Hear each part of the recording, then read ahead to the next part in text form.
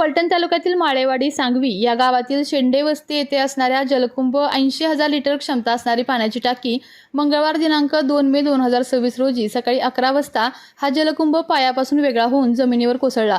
या पाण्याच्या टाकीचे बांधकाम 2019-20 ला झाले होते। ग्रामीण पाणीपुरवठा उपविभाग फलटण यांच्याकडून राष्ट्रीय ग्रामीण पेयजल कार्यक्रम अंतर्गत ही पाण्याची टाकी नागरिकांच्या सोयीसाठी बांधण्यात आली होती।